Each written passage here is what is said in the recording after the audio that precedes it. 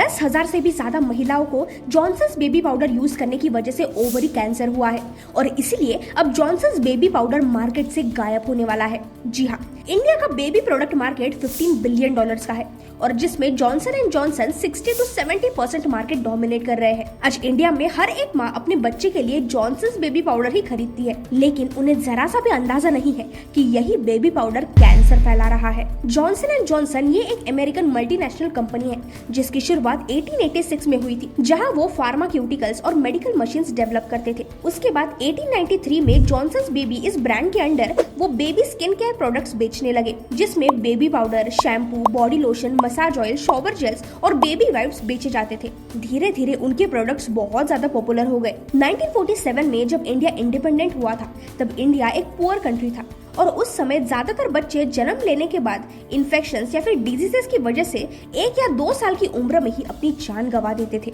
ये problem Johnson and Johnson ने notice किया और इंडिया में अपने बेबी केयर प्रोडक्ट्स लॉन्च कर दिए। बहुत ज्यादा मार्केटिंग करने के बाद इंडिया में जॉनसन्स बेबी इतना ज्यादा पॉपुलर हो गया कि डॉक्टर भी जॉनसन्स बेबी प्रोडक्ट्स रिकमेंड करते थे, जिसके चलते जॉनसन्स बेबी ये इंडिया का ट्रस्टेड ब्रांड बन गया था। लेकिन पिछले कुछ सालों में इसी ट्रस्टेड ब्रांड को लेकर कई लॉ सूट्स फाइल हुई है, ये कहकर कि इनके बेबी पाउडर से ओवरी कैंसर हो रहा है। बट वेट, बेबी पाउडर और ओवरी कैंसर का क्या कनेक्शन है? I'll explain you। Johnson's baby का मेजर टारगेट मदर्स थी, तो उन्होंने विमेन और मदर्स का और एक प्रॉब्लम नोटिस किया। पीरियड्स के समय विमेन को जेनिटल एरिया में रैशेस होते थे और तब डॉक्टर्स कोई भी टैल्कम पाउडर यूज करने के लिए बोलते थे, तो यहाँ भी जॉनसन्स बेबी को ही रिकमेंड किया जाता था, क्योंकि अगर बेबी की स्किन पर हम वो प्रोडक्ट यूज कर रहे हैं तो ऑब्वियसली वो सेफ ही होगा। इसीलिए महिलाएं इस बेबी पाउडर को अपने जेनिटल एरियाज में भी यूज करने लगी। एक्चुअली ये जो टैल्कम पाउडर होती है वो टैल्क नाम के एक मिनरल से बनाई जाती है, जो कि बाकी कॉस्मेटिक्स और पर्सनल केयर प्रोडक्ट्स में भी यूज होती है, जैसे कि लिपस्टिक, आई शैडो, फाउंडेशन, इन सारे प्रोडक्ट्स में। टैल्क को जब फाइन पाउडर में कन्वर्ट किया जाता है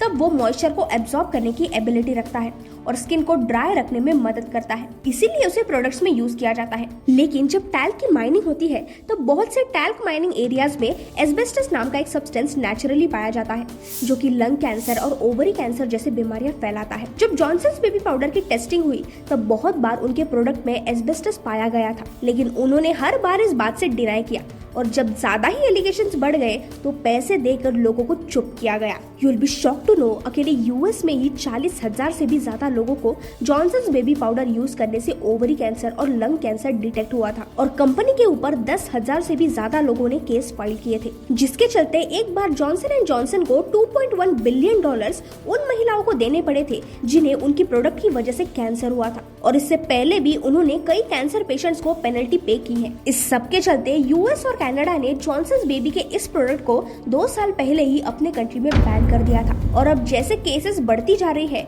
वो खुद अपना ये प्रोडक्ट मैन्युफैक्चर करना बंद करने वाले हैं। इतने सारे केसेस होने के बावजूद भी ये ब्रांड बहुत हिट है।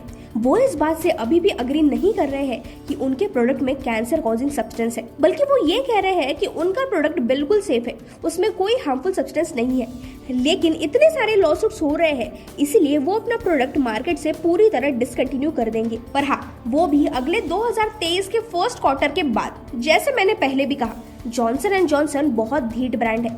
उन्होंने कहा कि ठीक है, हम इस प्रोडक्ट को बंद तो कर देंगे, लेकिन शायद इसी प्रोडक्ट पर और काम करके हम इसे रीलॉन्च भी कर सकते हैं। Because in India, according to CDSCO यानी the central drug standard control organisation के अनुसार, अगर कोई प्रोडक्ट अपने क्वालिटी स्टैंडर्ड्स मैच नहीं कर रहा है तो उसे रिकॉल कर सकते हैं। इसीलिए अब जॉनसन्स बेबी का प्लान है कि वो अब प्रोडक्ट ट्रांजिशन करेंगे, यानी कि जहां पहले वो टैल्कम पाउडर के नाम से अपना प्रोडक्ट बेचा करते थे, वहीं अब थोड़े चेंजेस करके वो कॉर्न स्टार बेस्ड पाउडर के नाम से रीलॉन्च करेंगे, क्योंकि कॉर्न स्टार्च एक फूड इंग्रेडिएंट से बनता है और ये लार्ज पार्टिकल्स में होता है, तो टैल्क के मुकाबले कॉर्न स्टार्च बेबीज के लिए एक सेफ प्रोडक्ट है। 2 साल पहले जब जॉनसन्स बेबी पाउडर यूएस और कनाडा में बैन हुआ था तब यही स्ट्रैटेजी जॉनसन एंड जॉनसन ने यूज की थी और आज यूएस, कनाडा और यूके में Johnson's baby powder corn starch based baby powder के नाम से ही सेल होता है और अब यही स्ट्रैटेजी वो इंडिया और बाकी कंट्रीज में यूज करने वाले हैं। आपको क्या लगता है, क्या जॉनसन एंड जॉनसन लोगों का भरोसा जीत पाएगा या फिर एक बहुत बड़ी कंट्रोवर्सी बन के रह जाएगा? कमेंट्स में जरूर बताना। Till then, bye bye.